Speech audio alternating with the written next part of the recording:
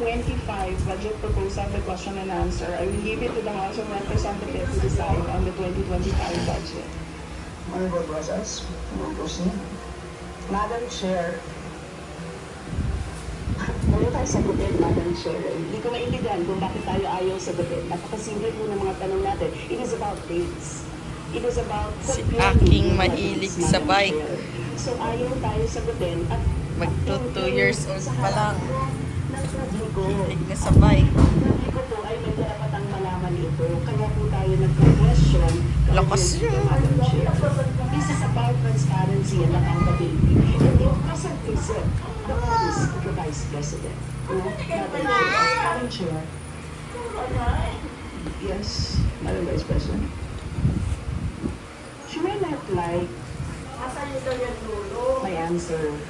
She may not like how I answer. She may not like the content of my answer. Kaya answer niya. Hindi niya patayo, napipikon siya. Answer to her. Ikaw ang answer to the people. Madam Vice President.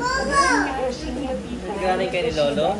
Yes, Madam Chair. Madam Chair, hindi ko ating with the official ng gobyerno, Madam Chair. I believe ito po ang kailangan natin gawin, ano? Sa isang Kaya niyan. ka ng kahit isa sa mga nasasabihin sa akin yes, Honorable Brothers, napapasa tayo ng application. Yapang na talaga ng bata. Doble-doble ang bike. Madam Vice President, isa-isa lang hindi na sabihin niyo na hindi ako sumasagot dahil hindi niya gusto yung sabihin. Tulog sa'yo, kayo maliit ka pa. Sasalita. Sa kayo yan. Honorable Brothers.